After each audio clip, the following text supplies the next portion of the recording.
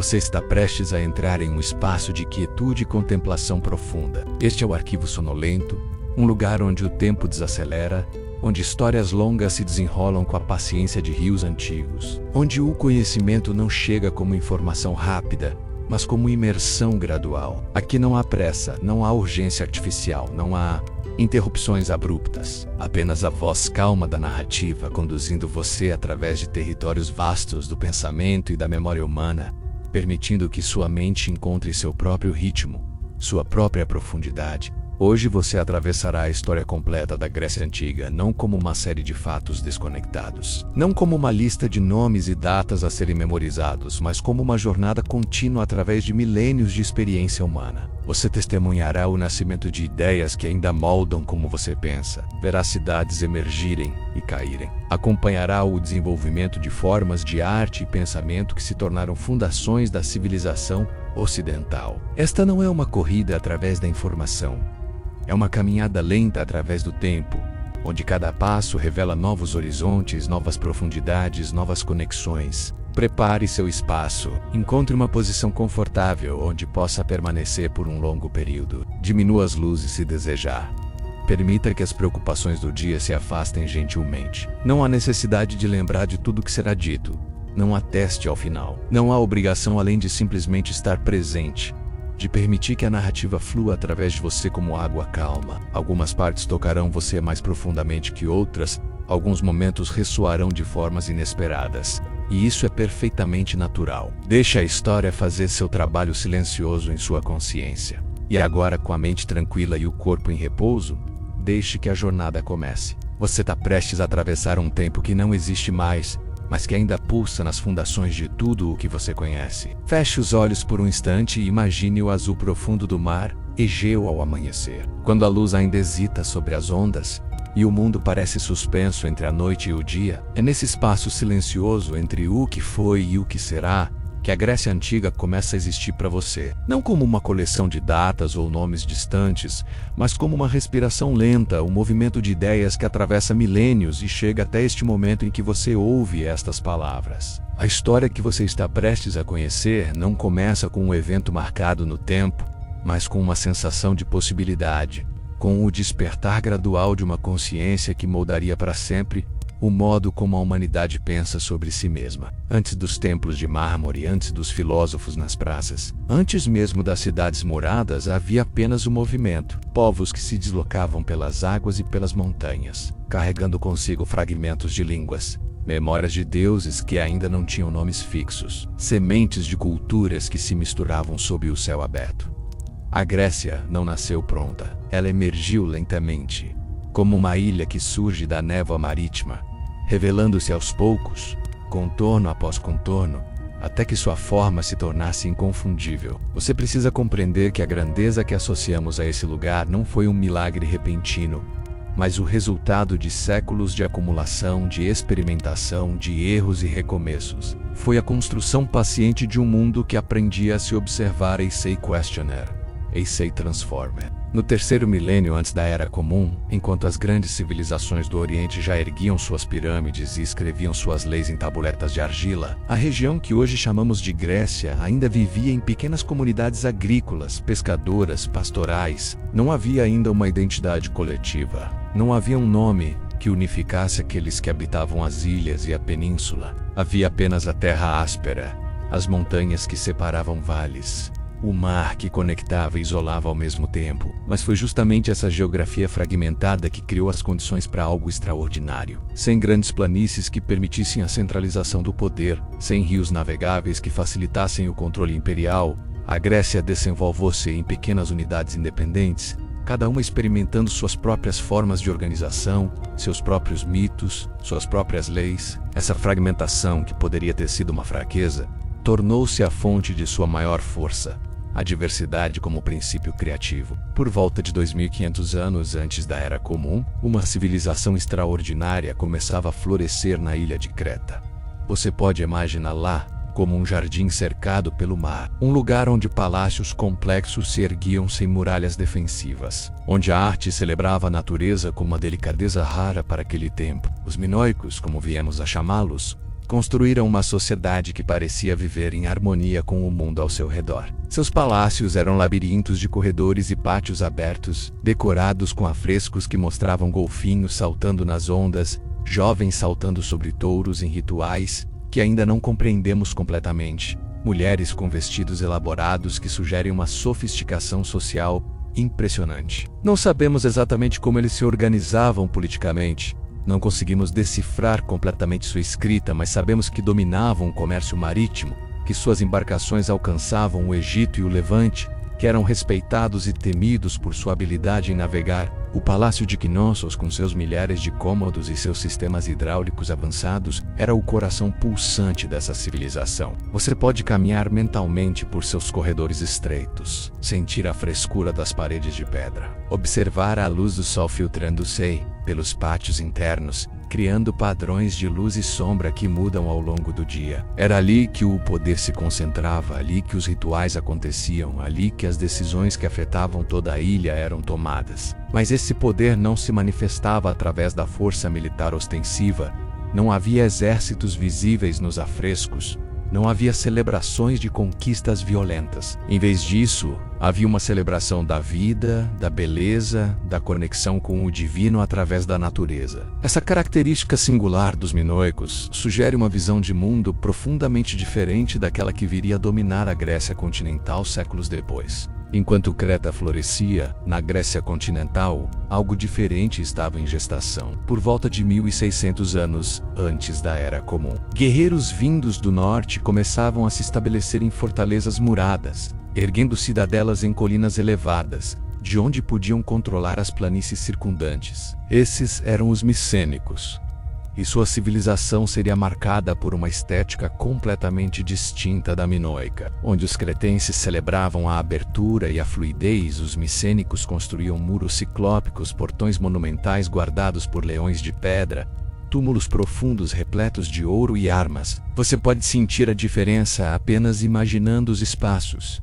De um lado, palácios abertos ao mar e ao céu. De outro, fortalezas fechadas, prontas para a defesa, organizadas para a guerra. Micenas, Tirinto, Pilos. Essas cidadelas se tornaram centros de poder que controlavam vastas regiões. Através de uma hierarquia complexa de reis, nobres e guerreiros, os micênicos desenvolveram uma escrita própria, o Linear B, que usavam principalmente para registros administrativos, inventários de bens, listas de oferendas aos deuses. Quando esses registros foram finalmente decifrados no século XX da Era Comum, revelaram uma sociedade meticulosamente organizada, onde tudo era contado, registrado, controlado. Não era uma sociedade de poetas e filósofos, mas de guerreiros e administradores, de homens que mediam seu valor em bronze e gado, em escravos e terras conquistadas. E, no entanto, foi dessa sociedade guerreira que emergiram as histórias que se tornariam os alicerces da imaginação grega. As expedições militares dos micênicos, suas conquistas, suas rivalidades, foram sendo transformadas pela memória coletiva em narrativas épicas. A Guerra de Troia, que pode ter sido um dos muitos conflitos daquela época, cresceu na imaginação popular até se tornar o evento definidor de uma era.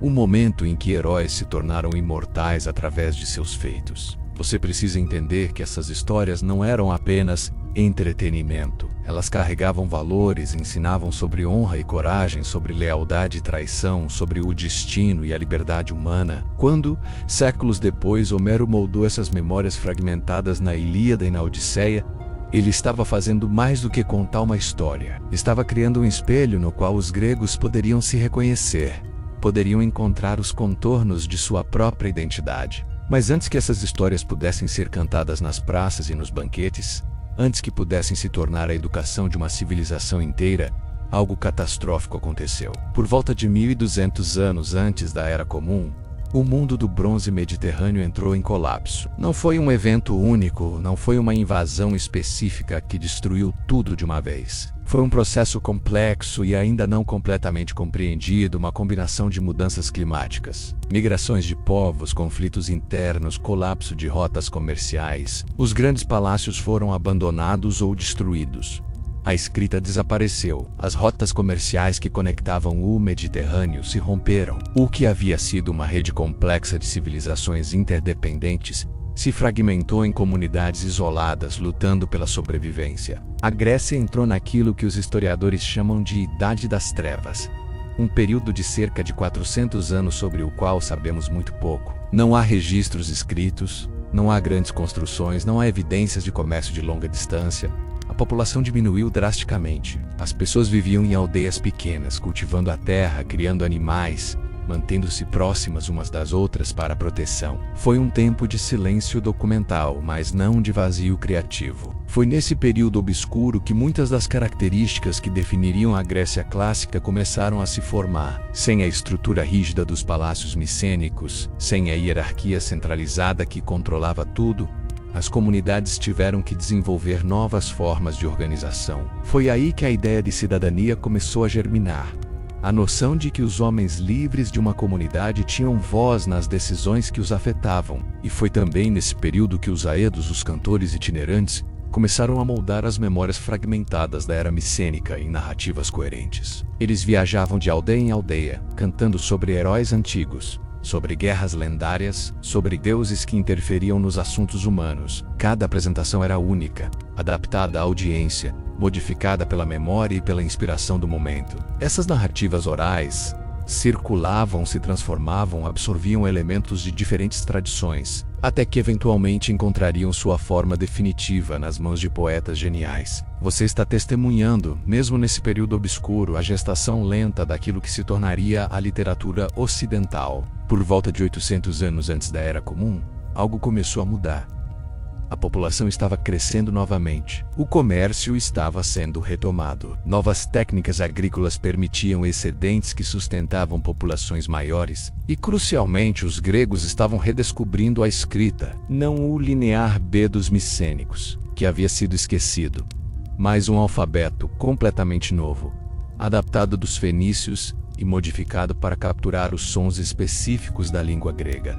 Essa adaptação foi revolucionária. O alfabeto fenício registrava apenas consoantes, o que tornava a leitura um processo que exigia conhecimento prévio do contexto. Os gregos adicionaram vogais, criando um sistema que podia representar qualquer som da fala humana com precisão. Pela primeira vez na história humana, existia um sistema de escrita que qualquer pessoa podia, em princípio, aprender e usar. As consequências dessa inovação foram profundas e duradouras. A escrita alfabética democratizou o conhecimento de uma forma que os sistemas anteriores nunca haviam permitido. Não era mais necessário anos de treinamento especializado para se tornar um escriba.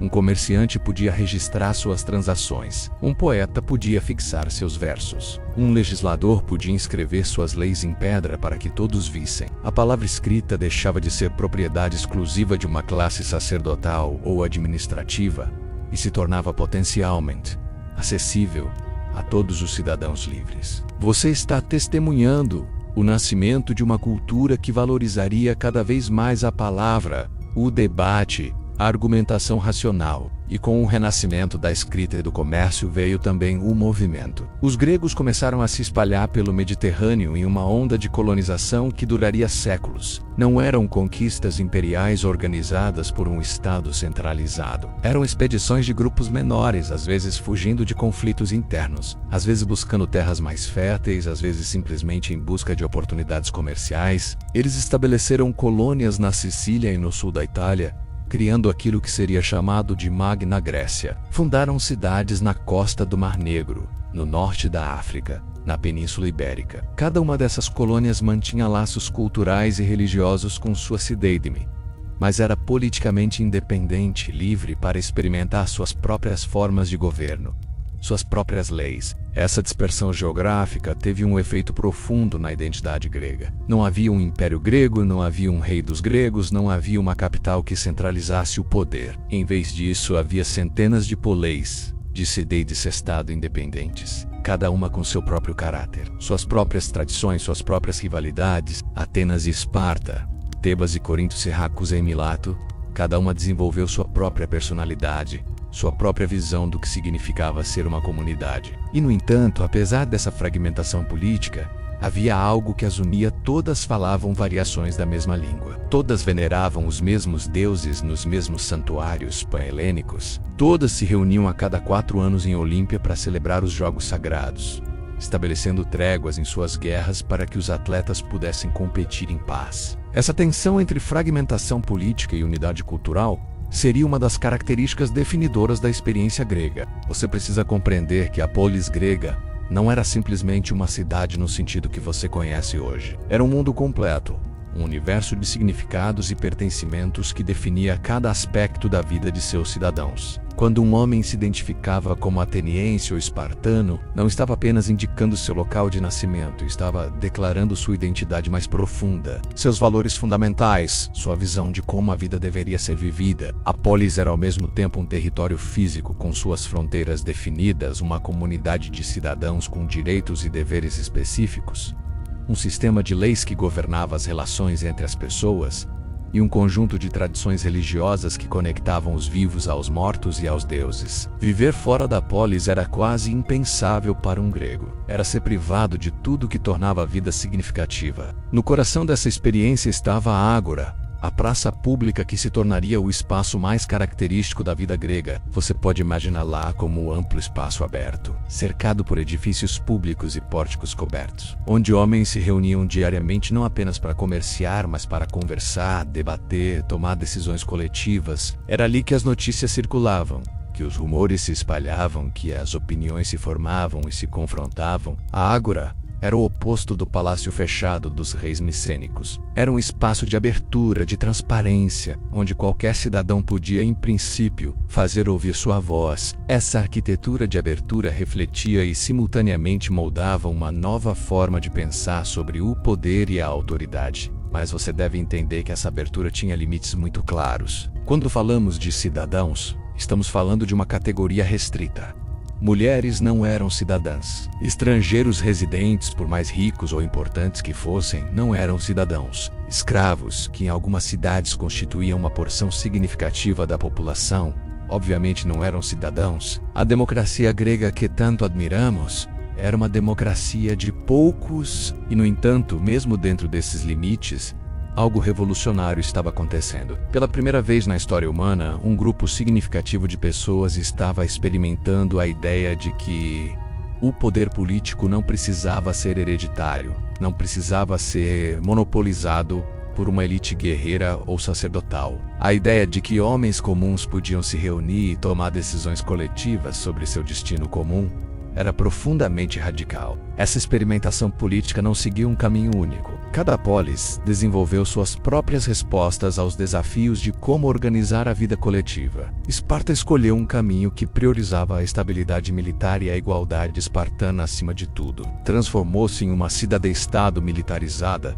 onde todo cidadão era antes de tudo um guerreiro, treinado desde a infância para obedecer, para suportar dificuldades, para valorizar a comunidade acima do indivíduo. A vida espartana era governada por uma disciplina férrea, uma austeridade deliberada que rejeitava o luxo e a ostentação. Os espartanos comiam juntos em refeições comunais, vestiam-se de forma simples, evitavam o comércio e as artes. Essa escolha lhes deu uma eficiência militar incomparável, mas ao custo de uma rigidez cultural que eventualmente se tornaria sua fraqueza. Atenas escolheu um caminho diferente. Começou, como muitas outras cidades, sob o governo de aristocratas que monopolizavam a terra e o poder político, mas ao longo do século VII e VI antes da Era Comum, passou por uma série de reformas que gradualmente expandiram a participação política. Solon, legislador do início do século VI, cancelou dívidas que haviam escravizado muitos atenienses pobres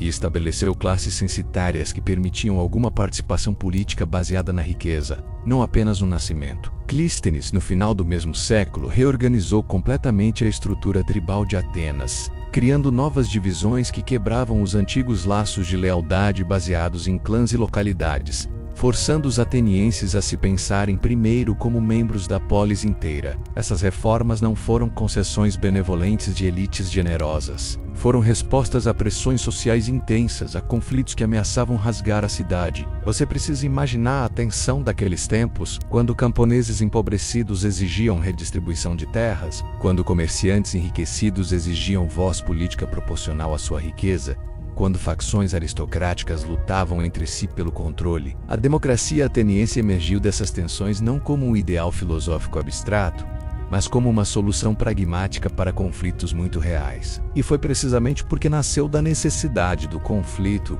da experimentação prática, que se tornou tão dinâmica e criativa. Enquanto Atenas e Esparta desenvolviam seus sistemas políticos distintos, outras forças estavam moldando o mundo grego. O comércio marítimo crescia constantemente, conectando cidades gregas entre si e com civilizações distantes. Moedas começaram a circular, facilitando transações e acumulação de riqueza. Novas classes sociais emergiam, pessoas cuja riqueza vinha do comércio e da manufatura, não da posse de terras. Essas transformações econômicas criavam tensões com estruturas sociais tradicionais que valorizavam a propriedade de terras acima de tudo e viam o comércio com certa suspeita. A Grécia estava se tornando mais complexa, mais diversa, mais conectada com o mundo exterior. E essa complexidade criava tanto oportunidades quanto desafios. Foi nesse contexto de transformação e experimentação que surgiram os primeiros filósofos. Nas cidades gregas da Jônia, na costa da atual Turquia, homens começaram a fazer perguntas sobre a natureza fundamental da realidade de uma maneira completamente nova. Tales de Mileto propôs que tudo era feito de água. Anaxímenes sugeriu que era ar. Heráclito insistiu que tudo estava em constante transformação, que nenhum homem poderia entrar duas vezes no mesmo rio. Essas propostas podem parecer ingênuas para você, mas você precisa compreender sua profunda originalidade. Pela primeira vez, pessoas estavam tentando explicar o mundo natural sem recorrer a mitos ou intervenções divinas. Estavam buscando princípios racionais, causas naturais, explicações que pudessem ser debatidas e testadas. Essa busca por explicações racionais não significava uma rejeição dos deuses. Os gregos continuavam profundamente religiosos. Continuavam a oferecer sacrifícios, a consultar oráculos, a celebrar festivais em honra das divindades. Mas estava emergindo um espaço novo.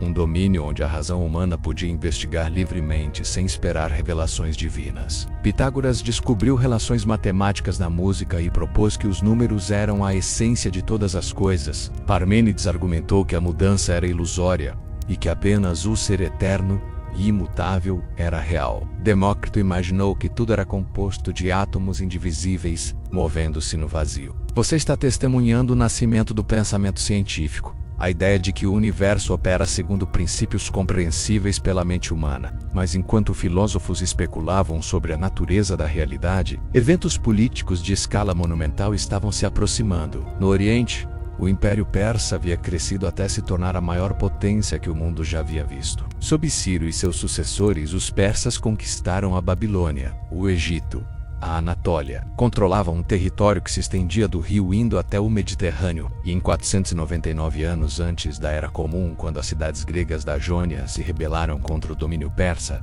Atenas enviou ajuda. Foi um gesto modesto, apenas 20 navios, mas teve consequências imensas. Quando a revolta foi finalmente esmagada, o rei persa Dário voltou sua atenção para a Grécia continental. Aquelas pequenas cidades fragmentadas que ousaram desafiar seu poder precisavam ser punidas. Você pode imaginar o terror que a notícia de uma invasão persa deve ter causado. Os gregos conheciam o poder do império.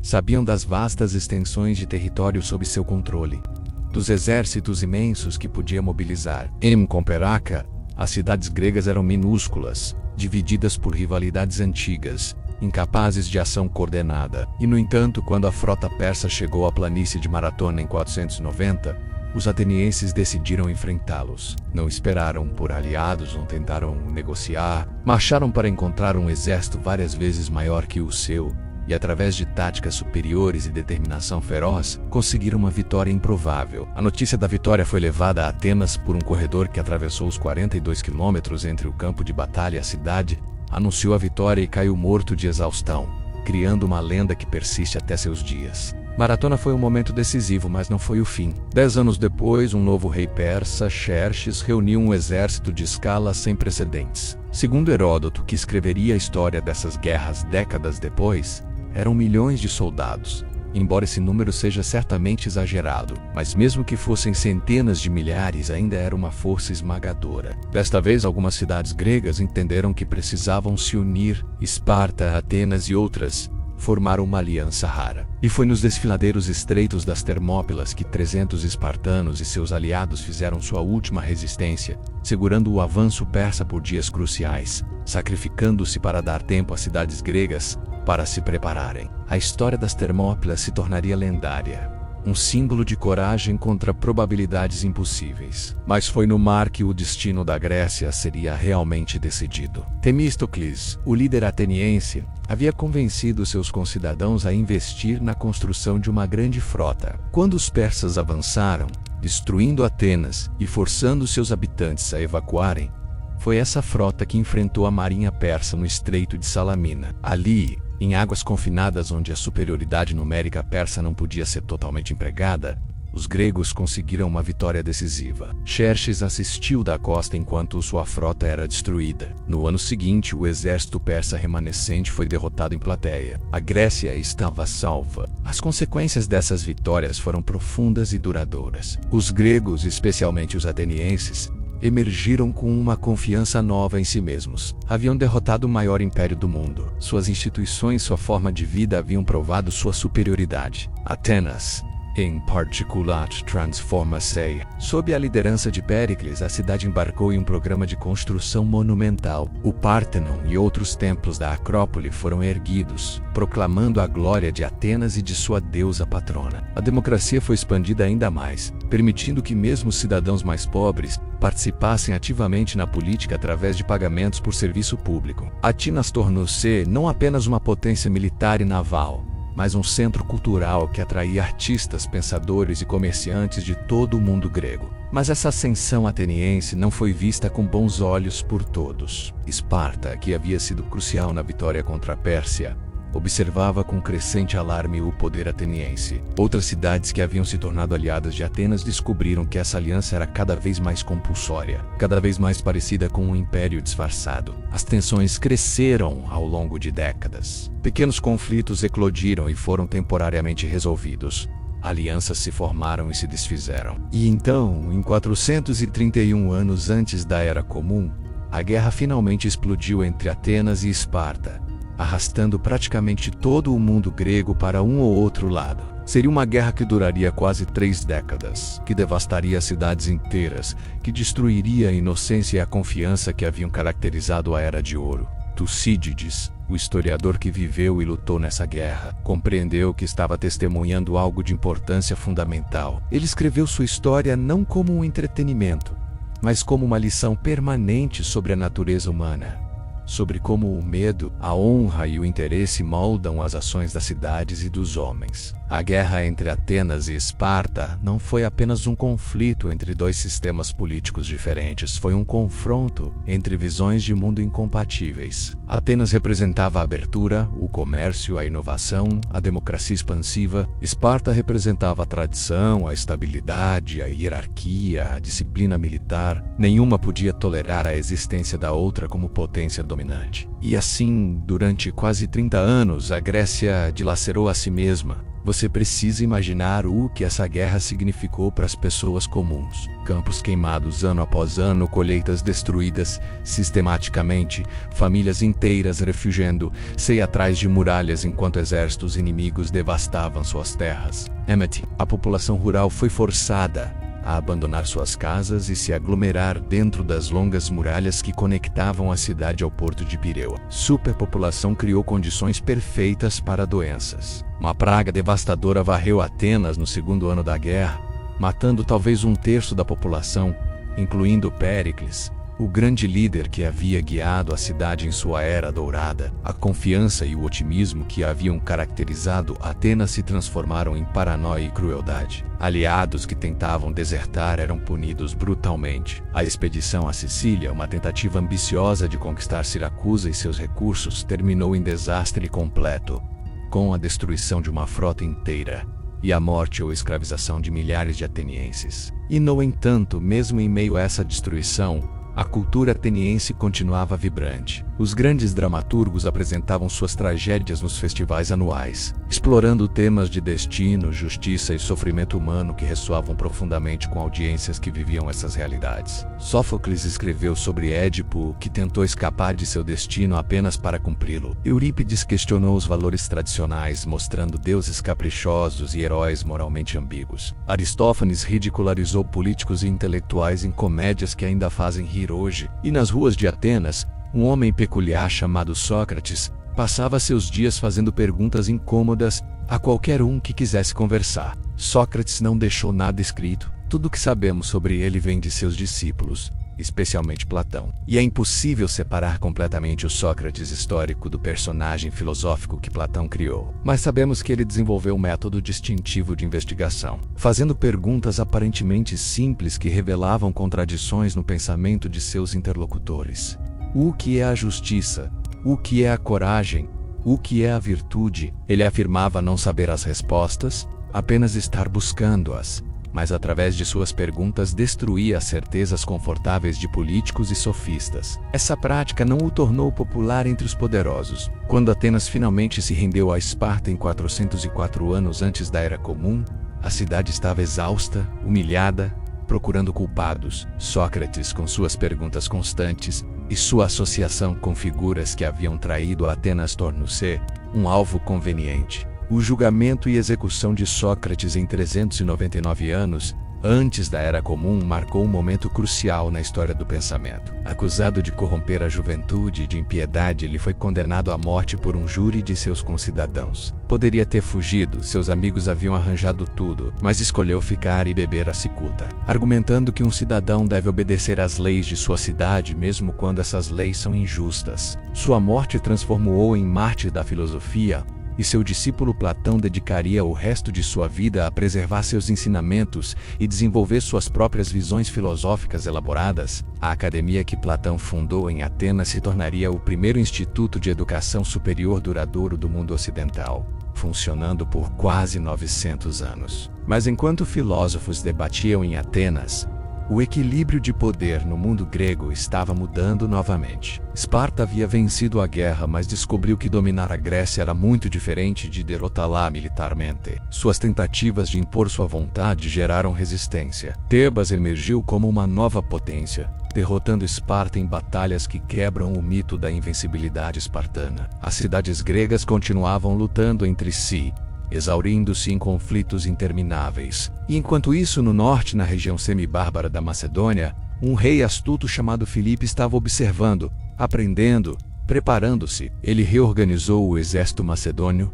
criando a falange macedônica, uma formação de lanceiros pesadamente armados que seria quase invencível em campo aberto. Ele modernizou a economia, explorou minas de ouro, construiu estradas e, pacientemente, através de diplomacia, suborno e força quando necessário, começou a expandir seu controle sobre a Grécia. Os gregos demoraram a levar Filipe a sério. A Macedônia era vista como periférica, seus habitantes como semibárbaros que mal falavam grego adequadamente. Mas Filipe era meticuloso e implacável. Quando finalmente alguns estados gregos liderados por Atenas tentaram detê-lo, já era tarde demais. Na Batalha de Queroneia, em 338 anos antes da Era Comum, Filipe destruiu a coalizão grega. A independência das cidades-estado gregas havia efetivamente terminado. Agora estavam sob hegemonia macedônica. Filipe começou a planejar uma invasão da Pérsia, buscando unir os gregos sob sua liderança contra o antigo inimigo. Mas antes que pudesse executar seus planos, foi assassinado, deixando seu reino para seu filho de 20 anos, Alexandre. Ninguém poderia ter previsto o que Alexandre faria nos próximos 13 anos. Quando assumiu o trono da Macedônia, algumas cidades gregas aproveitaram a oportunidade para se rebelar, assumindo que um rei tão jovem seria fraco. Tebas foi particularmente desafiadora. Alexandre marchou rapidamente para o sul e destruiu Tebas completamente, vendendo sua população inteira como escravos, poupando apenas os templos e a casa do poeta Píndaro. Foi um aviso brutal que estabeleceu sua autoridade sem ambiguidade. As outras cidades gregas rapidamente se submeteram. Com a Grécia firmemente sob controle, Alexandre voltou sua atenção para o verdadeiro objetivo, a Pérsia. Em 334 anos antes da Era Comum, cruzou o Helesponto com um exército de cerca de 40.000 homens, e iniciou uma das mais extraordinárias campanhas militares da história. Você precisa compreender que Alexandre não estava apenas conquistando territórios, ele estava carregando consigo a cultura grega, os valores que haviam sido desenvolvidos ao longo de séculos nas pequenas cidades-estado. Levava consigo filósofos, cientistas, historiadores. Seu professor havia sido Aristóteles, o discípulo de Platão, que havia sistematizado praticamente todo o conhecimento disponível em sua época. Aristóteles havia ensinado a Alexandre sobre política, ética, biologia, física, e Alexandre, mesmo em meio às campanhas militares mais intensas, mantinha seu interesse por conhecimento. Enviava espécimes de plantas e animais desconhecidos de volta para Aristóteles. Fundava cidades e dotava-as de bibliotecas e ginásios. Ele estava espalhando o helenismo, a cultura grega, pelos vastos territórios que conquistava. As vitórias militares de Alexandre foram deslumbrantes. No rio Granico derrotou os sátrapas persas da Anatólia. Em Issos enfrentou o próprio rei persa Dário pela primeira vez e o colocou em fuga. Marchou pela costa do Levante conquistando cidades fenícias que haviam resistido a conquistadores anteriores. Sitiou Tiro por 7 meses, construindo uma ponte através do mar, quando a cidade-ilha recusou a Seirender. Entrou no Egito, onde foi recebido como libertador dos persas e visitou o oráculo de Amon em Siwa, de onde emergiu afirmando ser filho de Zeus. De volta à Ásia, encontrou Dario novamente em Galgamela, onde o exército persa, vastamente superior em números, foi completamente derrotado através de táticas brilhantes. Dario fugiu novamente e seria assassinado por seus próprios nobres. Alexandre estava agora sem rival no Império Persa. Mas ele não parou.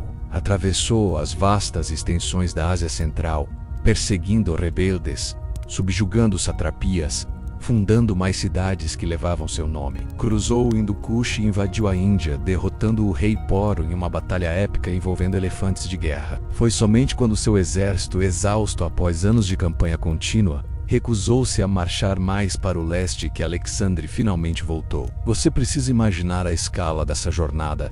Um jovem macedônio que em pouco mais de uma década criou um império que se estendia da Grécia à Índia, do Egito ao Mar Cáspio. Era algo sem precedentes na história humana e mudaria o mundo de formas que ainda sentimos hoje. Alexandre morreu em Babilônia em 323 anos antes da Era Comum, com apenas 32 anos de idade. As causas de sua morte permanecem debatidas.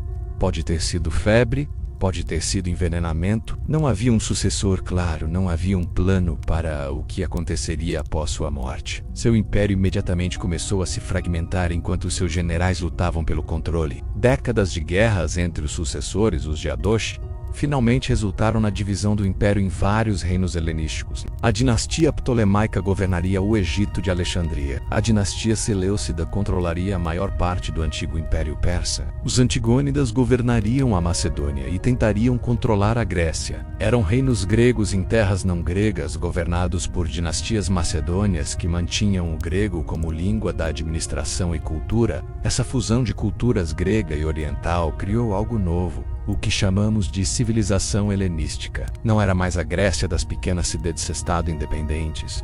Era um mundo cosmopolita de grandes cidades, de comércio internacional em escala massiva, de interação entre povos diversos. Alexandria, no Egito, tornou-se o centro intelectual desse mundo, sua biblioteca e museu atraindo estudiosos de toda parte. Ali Euclides sistematizou a geometria. Arquimedes desenvolveu princípios de física e matemática que permaneceriam fundamentais por séculos. Eratóstenes calculou a circunferência da Terra com notável precisão. Aristarco propôs que a Terra girava em torno do Sol. Calímaco catalogou o conhecimento existente. A escala da produção intelectual era impressionante.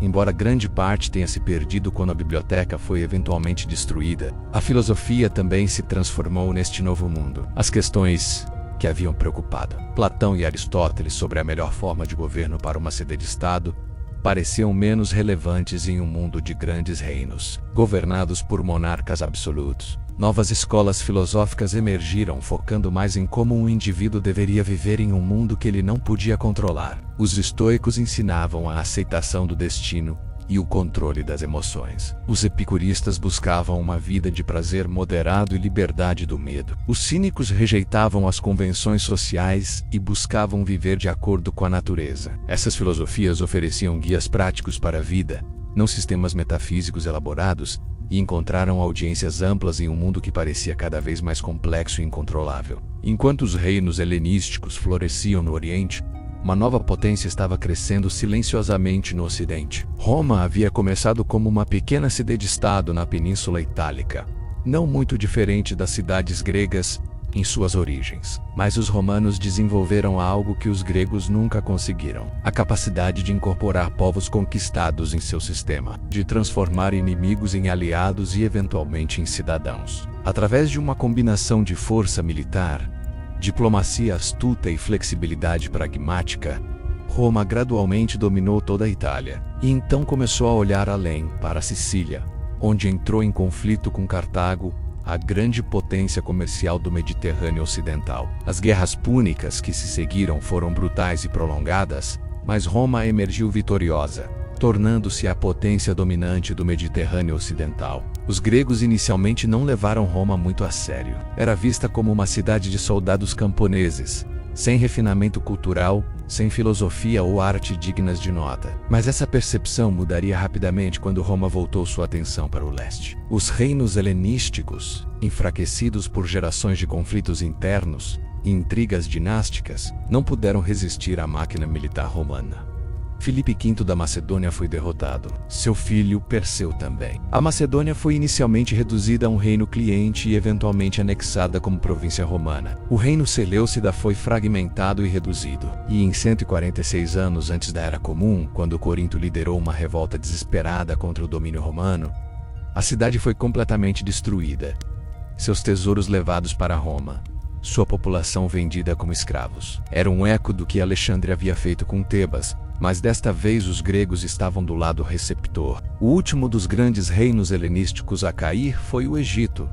O reino ptolemaico havia se mantido independente através de diplomacia hábil e da imensa riqueza que o Vale do Nilo proporcionava. Mas no primeiro século antes da Era Comum, estava cada vez mais envolvido nas guerras civis romanas. Cleópatra, a última dos Ptolomeus a Liuce, primeiro a Júlio César e depois a Marco Antônio, tentando usar as divisões romanas para preservar a independência egípcia. Mas após a derrota de Antônio por Otaviano na Batalha Naval de Áxio em 31 anos antes da Era Comum, ela compreendeu que tudo estava perdido. Seu suicídio em 30 anos antes da Era Comum marcou o fim do último reino helenístico independente. O Egito tornou-se uma província romana, sua vasta riqueza fluindo para Roma. A era helenística havia terminado. O mundo grego estava agora sob controle romano. Mas você precisa entender que esta conquista política não foi uma conquista cultural. Pelo contrário, foi a Grécia que conquistou culturalmente Roma.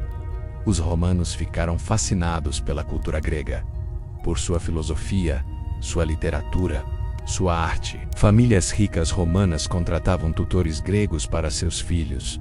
Jovens aristocratas romanos iam a Atenas estudar filosofia. Poetas romanos imitavam modelos gregos. Escultores romanos copiavam obras-primas gregas. O próprio latim incorporou inúmeras palavras gregas para conceitos que os romanos reconheciam não ter equivalentes adequados em sua própria língua. Horácio, o grande poeta romano, resumiu a situação dizendo que a Grécia conquistada havia conquistado seu feroz conquistador. Os gregos podiam ter perdido sua independência política, mas sua influência cultural permanecia suprema. Sob o domínio romano, o mundo grego experimentou um período de relativa paz e prosperidade conhecido como Pax Romana. As guerras constantes entre cidades e reinos cessaram. O comércio floresceu sob a proteção das legiões romanas. Cidades cresceram e se embelezaram. Novos teatros e ginásios foram construídos. As antigas instituições gregas, como os Jogos Olímpicos e os grandes festivais religiosos,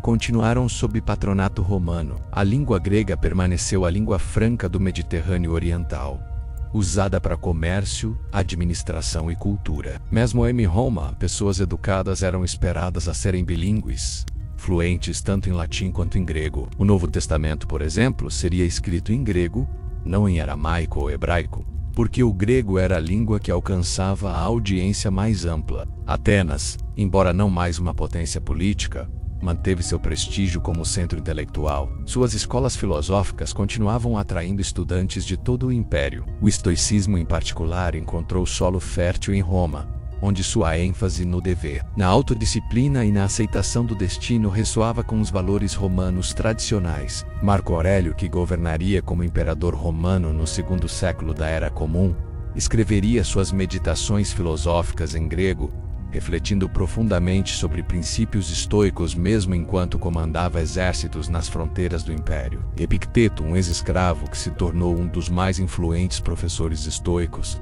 ensinava que a liberdade verdadeira vinha não de circunstâncias externas, mas do controle sobre as próprias reações e julgamentos. Mas enquanto a filosofia grega continuava a evoluir e influenciar, uma nova força estava emergindo que eventualmente transformaria completamente o mundo mediterrâneo. O cristianismo, nascido como uma seita judaica na Palestina, começou a se espalhar rapidamente pelas cidades do Império. Utilizava a língua grega, as redes comerciais estabelecidas, as estradas romanas. Seus primeiros teólogos eram profundamente influenciados pela filosofia grega. Paulo de Tarso, o grande missionário do cristianismo primitivo, citava poetas gregos em seus sermões. Os padres da igreja que desenvolveram a teologia cristã, nos primeiros séculos, usavam conceitos filosóficos gregos para articular doutrinas sobre a natureza de Deus e Cristo. Platão e Aristóteles seriam estudados nos mosteiros medievais não apesar de serem pagãos, mas porque seus sistemas de pensamento eram vistos como preparações para a verdade cristã. À medida que o cristianismo crescia e eventualmente se tornava a religião oficial do Império Romano, no quarto século da Era Comum, o mundo grego antigo começava sua lenta transformação em algo diferente. Os templos pagãos foram fechados ou convertidos em igrejas. Os festivais antigos foram suprimidos ou cristianizados. Os Jogos Olímpicos, que haviam ocorrido por mais de 1000 anos, foram finalmente abolidos. As escolas filosóficas pagãs enfrentaram crescente hostilidade. Você precisa imaginar o que isso significou para aqueles que haviam dedicado suas vidas aos deuses antigos, aos rituais que conectavam gerações, às tradições que pareciam eternas. Foi uma ruptura profunda, uma transformação na própria alma da civilização. E, no entanto, mesmo enquanto o paganismo era suprimido, a cultura grega clássica não desapareceu completamente. Ela foi absorvida, transformada, reinterpretada. Monges cristãos copiavam manuscritos antigos, preservando obras de Homero, dos Dromotergos, dos filósofos. Faziam isso seletivamente.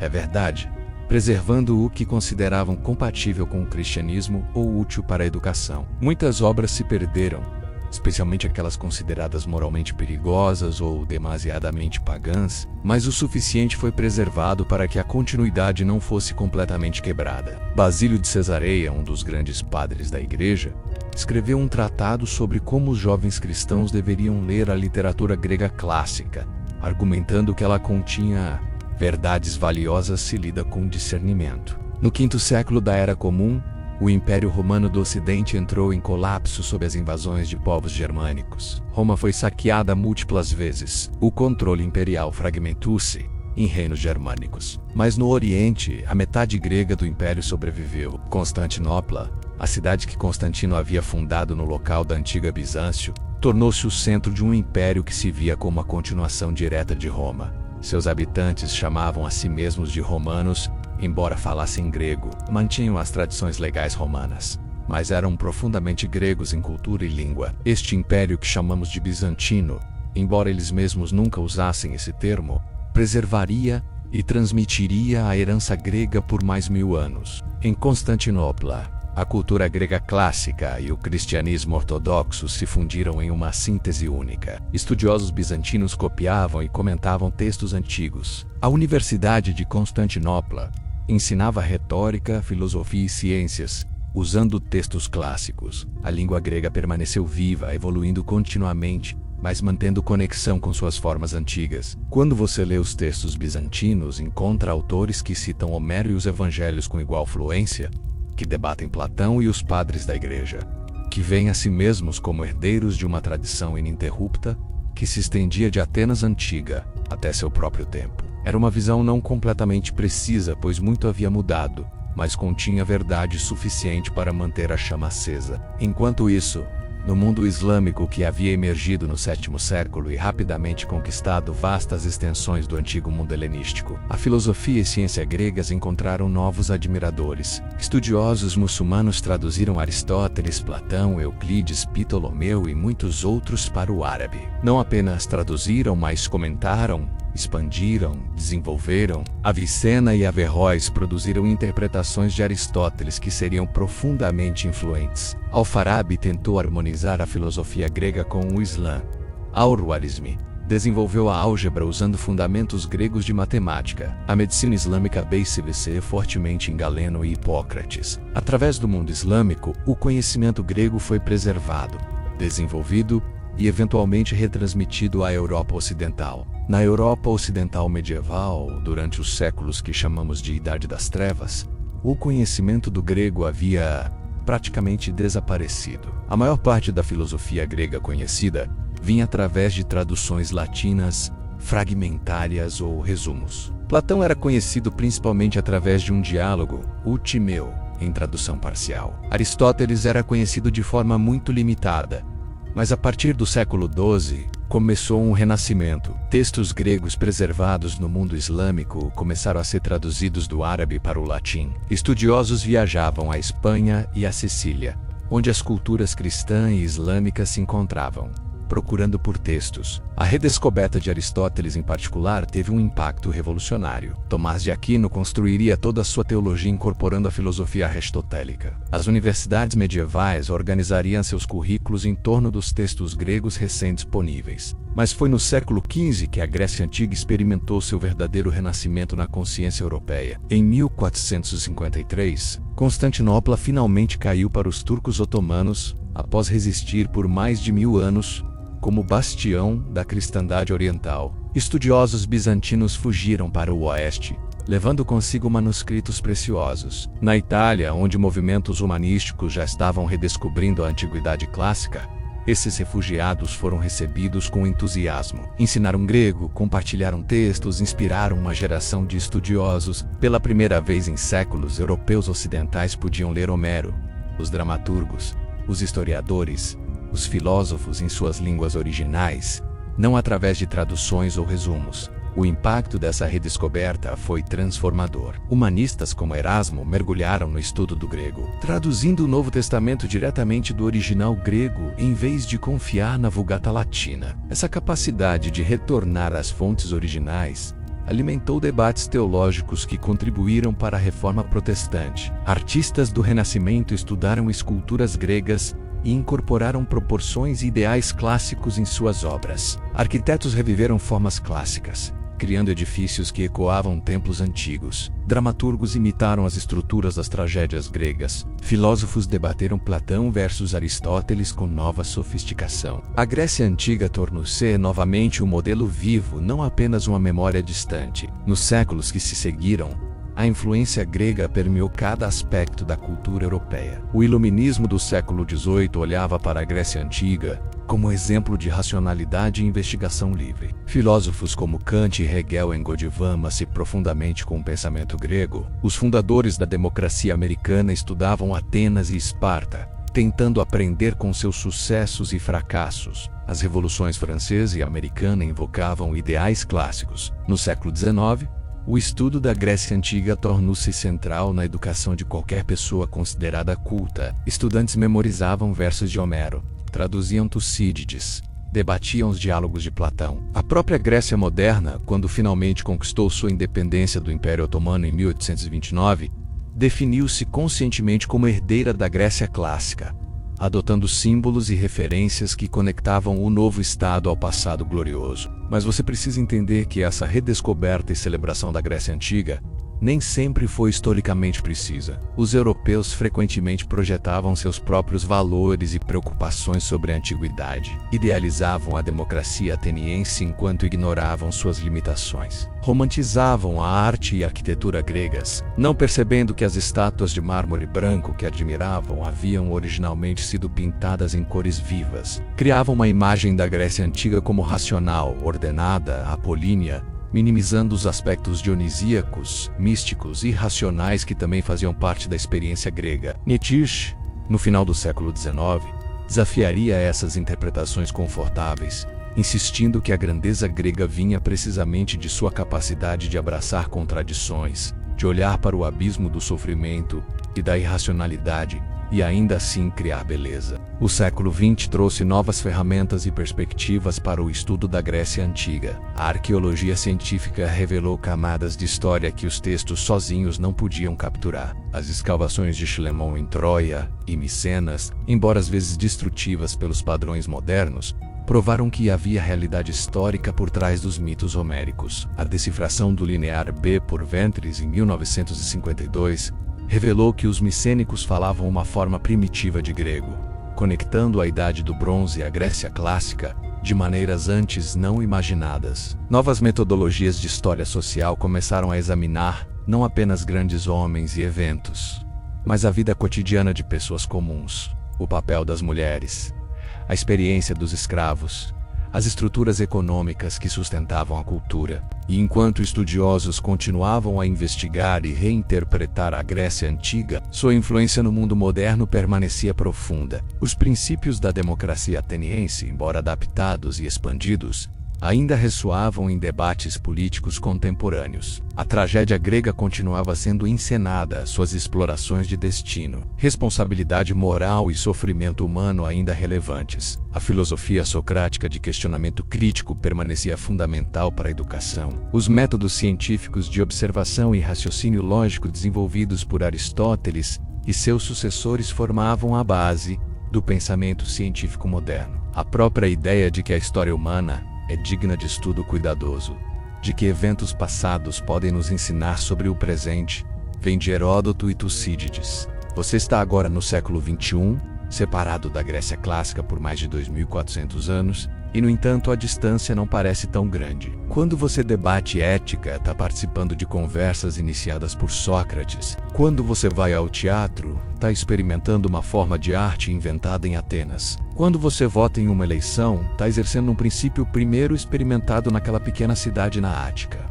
Quando você estuda geometria, está seguindo os passos de Euclides. Quando você questiona a natureza da realidade, está fazendo perguntas que Parmênides e Heráclito fizeram há milênios. A Grécia Antiga não é apenas história passada, é uma presença viva em sua consciência, moldando como você pensa, como você se organiza politicamente, como você entende beleza e verdade. E talvez mais importante, a Grécia Antiga nos legou uma atitude particular em relação ao conhecimento e à investigação. Os gregos foram os primeiros a insistir que o universo era compreensível através da razão humana, que não precisávamos aceitar explicações míticas ou autoridade tradicional sem questionamento. Desenvolveram a ideia de que através de debate racional, através da dialética, podíamos nos aproximar da verdade. Criaram a noção de que era possível e desejável questionar tudo, incluindo os fundamentos da própria sociedade. Essa tradição crítica, essa recusa em aceitar respostas fáceis, essa insistência em seguir o argumento aonde quer que ele leve,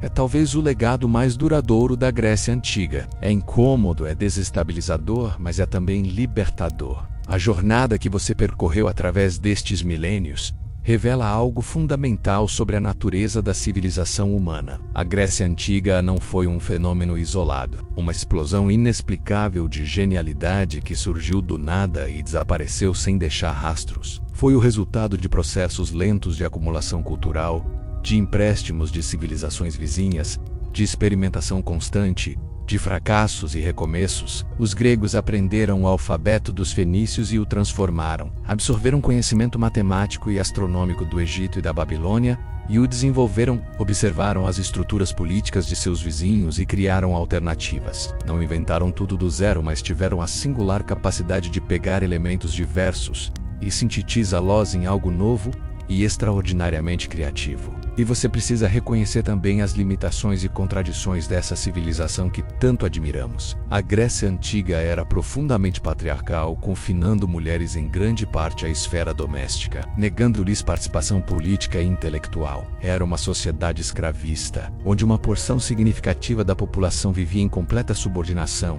onde seres humanos eram propriedades que podiam ser compradas e vendidas. A democracia ateniense, tão celebrada, estava fundamentada no trabalho de escravos, e na exclusão de mulheres e estrangeiros. As guerras entre cidades gregas eram frequentemente brutais, caracterizadas por massacres de populações inteiras, pela destruição deliberada de colheitas e propriedades. Os gregos podiam produzir filosofia sublime e arte extraordinária, enquanto simultaneamente praticavam crueldades que nos horrorizam. Essas contradições não diminuem as realizações gregas, mas as contextualizam, as tornam mais humanas, mais compreensíveis. Os gregos não eram super-humanos idealizados. Eram pessoas complexas navegando dilemas morais, políticos e existenciais, assim como você faz hoje. Suas soluções eram imperfeitas, suas sociedades eram injustas em aspectos fundamentais, suas guerras eram frequentemente fúteis e destrutivas. E, no entanto, dentro dessas imperfeições,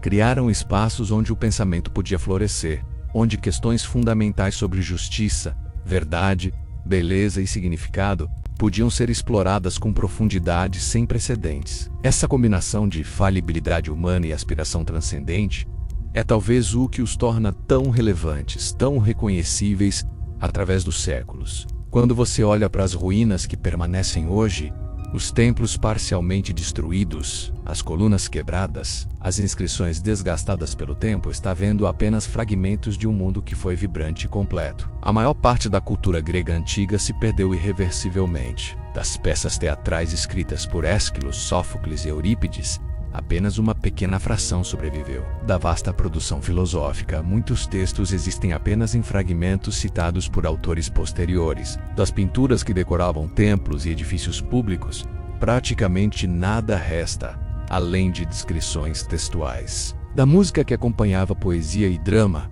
temos apenas algumas notações fragmentárias. Você está vendo a ponta de um iceberg, a maior parte do qual se dissolveu no oceano do tempo. E, no entanto, mesmo esses fragmentos são suficientes para revelar a grandeza do conjunto. Quando você lê a Ilíada, mesmo em tradução, sente a força da poesia homérica, a complexidade psicológica dos personagens, a profundidade da reflexão sobre guerra, honra e mortalidade. Quando você lê Platão, é arrastado para debates que ainda parecem urgentes e relevantes. Quando você vê as esculturas do período clássico, mesmo em réplicas romanas, já que os originais gregos em bronze foram em grande parte derretidos, você percebe uma compreensão da forma humana e da expressão que é assombrosa. Quando você estuda a geometria euclidiana, está trabalhando com um sistema lógico tão bem construído que permaneceu praticamente inalterado por mais de 2000 anos. Os fragmentos falam da magnitude do que se perdeu. A própria Grécia moderna carrega uma relação complexa com esse passado antigo. É simultaneamente herdeira e estranha dessa civilização. A língua grega moderna descendeu da antiga, mas mudou substancialmente. A religião mudou completamente do politeísmo para o cristianismo ortodoxo. As estruturas políticas e sociais são radicalmente diferentes. E, no entanto, há continuidades. Tradições que persistem, formas de pensar e se expressar que mantêm conexões com o passado antigo. Um grego moderno visitando a Acrópole sente tanto familiaridade quanto distância, reconhece algo fundamental, mas também percebe a vasta lacuna temporal que o separa dos construtores do Partenon. Para você, observando de fora dessa tradição, a Grécia Antiga pode parecer simultaneamente próxima e distante. Próxima porque tantos aspectos fundamentais de como você pensa sobre o mundo foram moldados por ideias gregas. Distante porque era fundamentalmente uma cultura pré-moderna, com premissas sobre deuses, destino, natureza humana, que diferem profundamente das suas. Navegar essa tensão entre proximidade e alteridade é parte do que torna o estudo da Grécia Antiga tão fascinante e desafiador. Você não pode simplesmente projetar seus valores modernos sobre eles, nem pode tratá-los como completamente alienígenas. Precisa encontrar um equilíbrio, uma forma de apreciar suas realizações enquanto reconhece suas diferenças. E talvez o que emerge mais claramente dessa jornada longa através da história grega seja uma compreensão de que a cultura é sempre um processo, nunca um produto acabado. A Grécia que você imagina como clássica, perfeita, completa, na verdade estava sempre em fluxo, sempre mudando, sempre se adaptando a novas circunstâncias. A Atenas de Péricles era muito diferente da Atenas de Solon, que por sua vez era diferente da Atenas micênica. A filosofia evoluiu de Tales a Aristóteles a Epicuro, cada geração construindo sobre e reagindo contra a anterior. A arte mudou do estilo geométrico ao arcaico, ao clássico, ao helenístico. Não havia uma Grécia única e eterna, havia muitas Grécias, cada uma produto de seu momento específico, cada uma respondendo a desafios específicos. E assim você chega ao final desta longa contemplação, carregando consigo imagens e ideias que se acumularam ao longo desta jornada através dos séculos. Você viu uma civilização nascer em pequenas comunidades fragmentadas, crescer através de experimentação e conflito, florescer em uma era de ouro brevíssima, fragmentar-se em guerras devastadoras, ser conquistada por potências externas e, no entanto, sobreviver através de sua influência cultural que se espalhou por todo o mundo conhecido. Viu como ideias nascidas em pequenas cidades gregas atravessaram fronteiras de tempo e espaço, sendo traduzidas, reinterpretadas, adaptadas por culturas sucessivas, cada uma encontrando algo valioso nessa herança antiga. O que permanece quando você contempla tudo isso não são apenas fatos históricos ou cronologias de eventos, mas uma sensação de possibilidade humana. Os gregos demonstraram que pequenos grupos de pessoas, sem recursos extraordinários, sem tecnologias avançadas, podiam, através do pensamento e da criatividade, transformar fundamentalmente como a humanidade compreendia a si mesma. Demonstraram que era possível questionar autoridades tradicionais, experimentar novas formas de organização social, criar arte e literatura de profundidade duradoura, desenvolver sistemas de pensamento que permaneceriam relevantes por milênios. Essa demonstração de potencial humano é talvez seu legado mais importante, mais até do que qualquer ideia ou instituição específica que criaram. Você percebe também que a história grega antiga não é realmente uma história de progresso linear, de avanço constante em direção a algum objetivo predeterminado. É uma história de ciclos, de ascensões e quedas, de criações brilhantes seguidas por destruições terríveis, de momentos de unidade seguidos por fragmentação. A Era Micênica deu lugar à Idade das Trevas. A Era Clássica deu lugar às Guerras do Peloponeso. O Império de Alexandre fragmentou-se imediatamente após sua morte. Os reinos helenísticos foram absorvidos por Roma. Constantinopla finalmente caiu para os otomanos. E, no entanto, através de todas essas quedas e transformações, algo persistiu, algo foi transmitido, adaptado, preservado por aqueles que reconheceram seu valor. Essa persistência através da mudança revela algo sobre a natureza do conhecimento e da cultura. Eles não são posse permanente de nenhum povo, ou era. São sempre vulneráveis à perda, à destruição, ao esquecimento. Requerem esforço contínuo de preservação e transmissão. Cada geração deve escolher conscientemente o que receber do passado, o que valorizar, o que passar adiante. Os monges bizantinos que copiavam manuscritos antigos, os estudiosos islâmicos que traduziam textos gregos para o árabe, os humanistas renascentistas que reaprenderam grego, os arqueólogos modernos que escavam sítios antigos, todos participam desse processo contínuo de preservação e reinterpretação. Você também participa simplesmente ao dedicar atenção a essa história,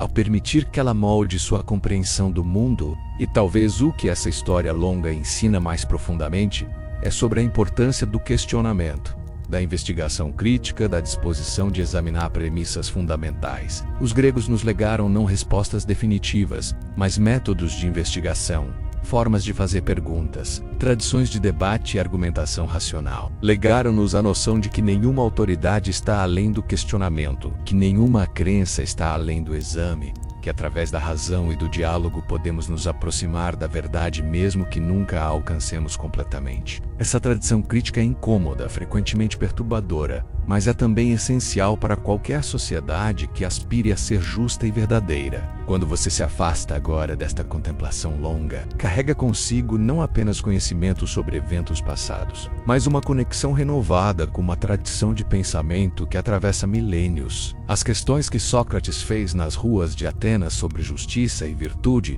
permanecem pertinentes. As explorações trágicas de Sófocles sobre destino e responsabilidade moral ainda ressoam. As tentativas de Platão de compreender a natureza da realidade e do conhecimento continuam provocando pensamento. As sistematizações de Aristóteles sobre lógica e ciência permanecem fundamentais. Os épicos de Homero sobre heroísmo e mortalidade ainda comovem. Você não está simplesmente olhando para trás em curiosidade histórica, está engaiando-se com uma conversa que continua, e essa conversa não pertence exclusivamente a estudiosos ou especialistas. Pertence a qualquer pessoa disposta a fazer as perguntas profundas que os gregos fizeram, a qualquer pessoa que se recusa a aceitar respostas fáceis, a qualquer pessoa que busca compreender não apenas como as coisas são, mas como deveriam ser. A democracia ateniense, com todas as suas falhas e limitações, nos legou a ideia radical de que pessoas comuns podem governar a si mesmas. A filosofia socrática nos legou o método de questionamento crítico. A tragédia grega nos legou formas de explorar o sofrimento humano que dignificam em vez de diminuir. A ciência grega nos legou a confiança de que o universo é compreensível. Essas são heranças que vivem não em museus, mas em práticas cotidianas de pensamento e ação. Você repousa agora neste espaço silencioso entre o que foi e o que será, entre a memória do passado antigo e a abertura do futuro desconhecido. A Grécia Antiga permanece como presença constante em sua consciência, não como peso morto de tradição, mas como fonte viva de inspiração e desafio. Seus templos em ruínas, seus textos fragmentários, suas estátuas quebradas apontam para algo que transcendeu suas formas materiais específicas. Algo que continua a viver enquanto houver mentes dispostas a engarcer com as questões fundamentais sobre existência, significado, justiça e beleza. E neste momento de quietude contemplativa, você reconhece que fazer parte dessa tradição não requer nascimento ou local específico, apenas disposição de pensar profundamente, questionar honestamente e buscar a verdade com coragem. A jornada termina aqui, mas o pensamento continua, seguindo caminhos que se ramificam infinitamente, explorando territórios que os gregos antigos mapearam, mas não esgotaram,